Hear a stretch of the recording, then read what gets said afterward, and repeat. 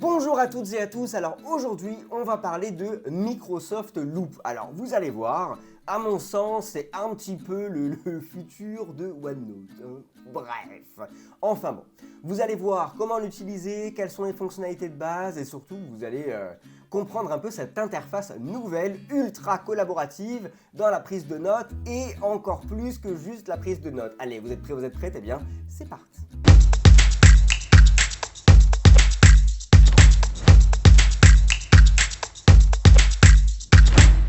Donc, là je vais vous parler de Microsoft Loop qui est clairement un petit peu mon coup de cœur au niveau Microsoft, pour tout vous dire.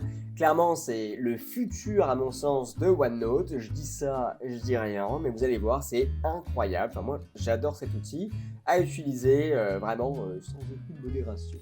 Donc, quand même, un petit peu. Mais bon, bref, vous allez comprendre le concept. Donc pour ouvrir Microsoft Loop, très simple, on va sur myapplications.microsoft.com comme d'hab.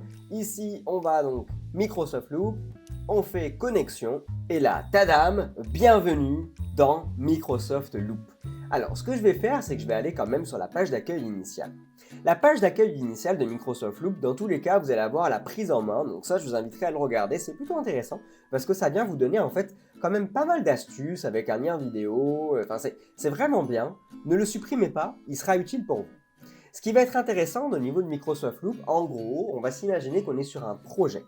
Ce projet-là, il nécessite pas mal de choses. La gestion de tâches, un planning, il nécessite de la collaboration avec X, Y personnes, mais peut-être avec des personnes de manière très très éphémère pour potentiellement remplir qu'un tableau ou répondre à 2-3 questions, mais cette personne-là ne sera pas du tout pérenne dans le projet, par exemple. Ou alors simplement pour prendre des notes et partager ces notes de manière ultra collaborative et assez friendly en soi. Vous allez voir en fait clairement, moi perso en ce moment je commence à partir de plus en plus avec Loop parce que je le trouve tellement plus agréable à travailler que OneNote. Enfin, c'est un avis personnel, peut-être que vous aurez le même ou peut-être absolument pas, qui sait. Donc ici en fait Microsoft Loop, on va commencer par les débuts, on va créer un nouvel espace de travail. On va le nommer et on va le nommer étrangement test 2. On va pouvoir rajouter si on souhaite un petit emoji, un bonhomme qui fait un énorme sourire et on va pouvoir même mettre à jour la couverture. On va dire tiens on va mettre quoi? On va mettre ça. Allez. Jusque là c'est assez superficiel mais c'est pas grave. Et là on arrive là-dessus. Et là c'est là où franchement c'est trop bien. Microsoft Loop, ça va se construire de manière très simple. On a un espace de travail qu'on vient de créer. Dans celui-ci, on va pouvoir créer plusieurs pages sur la gauche. Ici, ces pages-là, on va pouvoir les travailler avec des modèles si on le souhaite, ou alors partir de quelque chose de complètement nouveau et le créer nous-mêmes. Au niveau des galeries de modèles, il y en a énormément. Vous voyez, il y a tout ça, c'est incroyable. Moi, ce que j'ai envie de vous montrer, c'est la planification de projet. On va dire, ok, on utilise ce modèle. Et là, vous allez voir qu'en fait, il nous a créé un contenu où on a en fait les rôles. On va pouvoir mettre par exemple, chef de projet. On va pouvoir mettre qui est cette personne, donc c'est moi. Ça va envoyer une notification à la personne pour lui dire que je l'ai notifié dans une page Loop. On va pouvoir en fait mettre plein de choses. Bon là je vois que les traductions de l'anglais au français n'ont pas été hyper bonnes, mais bon c'est en cours. On va pouvoir donc après mettre des tâches, donc vraiment travailler les choses, vraiment faire quelque chose d'hyper intéressant, mettre des objectifs, mettre les jalons, et ça c'est super bien. Vous voyez par exemple on va mettre test, on va dire ok on va le propriétaire c'est Fabien Georges, l'étape on va dire c'est en cours. La date, on va dire qu'il doit le finir pour, 17 juillet, et potentiellement on peut rajouter les choses. Bon, ok, vous voyez un peu le concept. Là, c'est hyper intéressant parce qu'on peut vraiment faire une gestion de projet à l'intérieur de Loop. Ensuite, on va pouvoir faire d'autres choses, donc là, vérification temporaire de l'équipe, mettre des tags, rajouter des choses, les gens vont pouvoir mettre des votes. Ça, c'est super bien parce qu'en fait, imaginons que vous êtes sur un projet et dans le projet, on se dit ok, moi j'aimerais bien voir au niveau des specs de l'amélioration. On aimerait éventuellement soit donner le choix à l'utilisateur de faire ça ou ça ou ça. Et après, tous les membres du projet pourront voter et donc ça va un petit peu, vous voyez, un peu générer le backlog. Donc c'est plutôt intéressant. Moi, je trouve ça vraiment pertinent. J'ai dit backlog, mais ça peut être super bien pour les product owners et tout ça. C'est vraiment intéressant. On peut mettre des liens pertinents et tout ça. Ce qui va être aussi cool, c'est que par exemple au début, hop, si je vais ici, alors on va pas faire ça, on va mettre un petit espace. Et en fait, tout va fonctionner avec la fameuse barre oblique.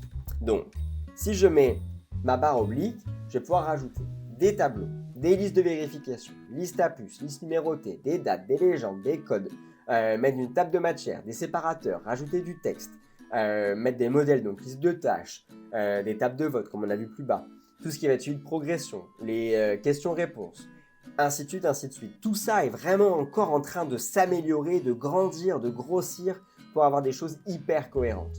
Là, par exemple, moi, ce que j'aime bien quand je fais mes pages loop, c'est de mettre ma table de matière. Parce que moi, ça permet à la personne d'arriver dessus de l'objectif, ça arrive ici. Et en fait, ça va générer grâce au titre. Donc, c'est vraiment de l'ancrage. Donc, si par exemple, je vais aller tout en bas, ici, je vais rajouter, donc, pour insérer, je vais aller chercher donc titre 1, je vais mettre test. Et je vais rajouter, j'ai envie de mettre un petit emoji.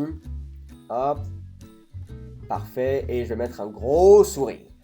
Donc là, je rajoute ça. Et en fait, si je vais en haut, je vois bien que mon test est déjà arrivé tout seul. Il n'y a même pas besoin de faire de mise à jour. Donc là, j'ai créé mes pages, ainsi de suite, ainsi de suite. Vous voyez, donc là, imaginons, on va en créer d'autres. On va faire une nouvelle page. Ici, on va aller prendre les modèles. On va dire, ok, moi, j'ai envie de mettre une page rétrospective. Donc là, je vois un petit peu si la page me convient ou pas d'ailleurs. Bon, au final, non. Donc, je vais mettre une page d'accueil de l'équipe. Donc là, ok, je trouve ça cool, il y a pas mal de contenu, parfait, j'utilise ce modèle. Donc là, il arrive ici. On va envoyer un peu le concept, on va créer le contenu. Dans l'hypothèse où vous voulez faire vous-même les choses, en fait, nouvelle page, et là, en fait, vous allez pouvoir faire test, et pour le coup, faire ce que je vous ai dit, la barre oblique, et c'est parti, on rajoute les choses, on y va, on s'amuse, on fait de belles choses, de beaux contenus. Une fois que tout ça est fait, donc pour l'instant, en fait, c'est que pour moi, parce que c'est sur mon OneDrive dans tous les cas, mais là, c'est que pour moi. Ce que je vais pouvoir faire, c'est ensuite partager ce contenu. Donc là, je vais pouvoir faire partager. Ici, je vais avoir deux choix. Il fait 3, mais on va parler des deux premièrement. L'espace de travail au complet, donc toutes les pages qui sont sur la gauche, ou alors partager que le lien vers cette page, la page d'accueil de l'équipe. Mais je vais pouvoir également faire des composants loop. Rappelez-vous, quand on va dans Teams par exemple, on va aller ouvrir Teams, je vais aller dans une équipe, ici je vais démarrer une publication, et d'ailleurs, petite nouveauté, les composants loop sont désormais disponibles à l'intérieur des équipes, ça c'est super bien. On vient rajouter un composant. On va dire, ici j'ai envie de mettre par exemple un composant QNR. Ok. Ça, je vais mettre test. Ici on met une question test. Ok. Et on publie. Ça, les gens vont pouvoir vraiment parler sur ça, sur ça. Donc ça, c'est un composant loop. Eh bien, sachez qu'on peut faire la même chose en fait à l'intérieur de notre contenu. Donc là, en fait, si je fais un clic droit, pouvoir créer un composant loop. Donc, isoler que ce composant-là, c'est ce que je vous disais tout à l'heure. Donc, c'est vraiment, là, imaginons dans tout mon projet, j'ai besoin de parler que avec 2-3 personnes qui vont être là que pour ce moment. Je vais pouvoir leur partager en fait ce composant. Donc là, en fait, je vais aller voir l'espacement partagé. Donc, je vais aller voir le composant.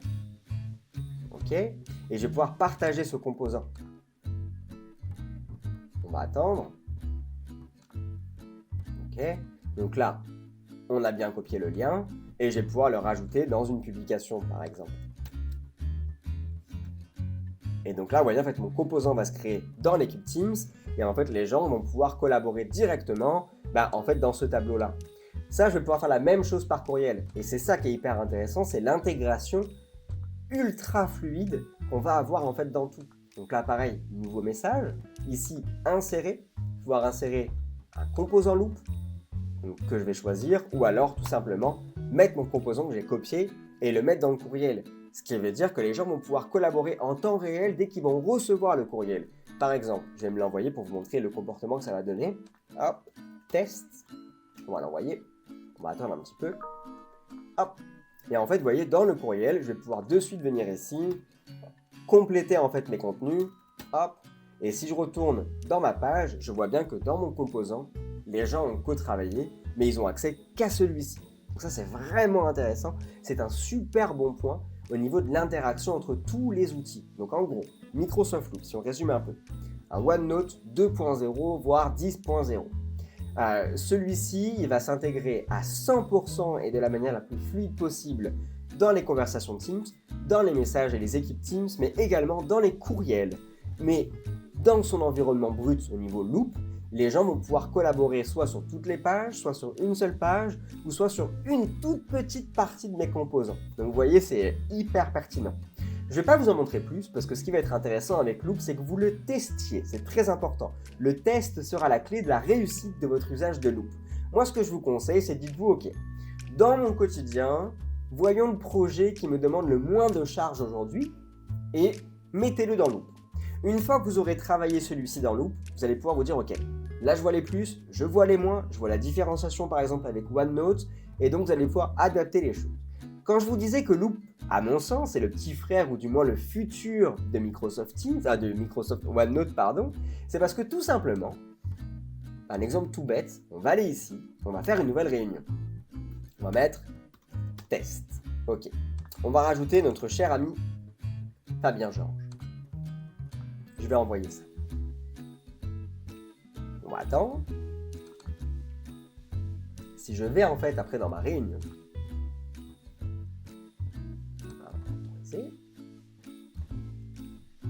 on va rejoindre.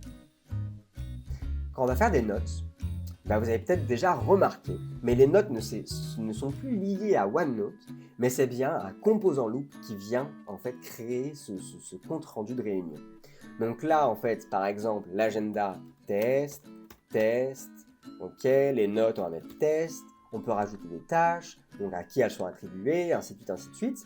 Donc là, quand on va quitter, et si on retourne dans notre magnifique application Loop, on va voir en fait, hop, eh bien le composant qui s'est créé, qui est ici, et là on va pouvoir vraiment en fait reprendre les notes, retravailler ensemble, repartager ces notes avec des personnes.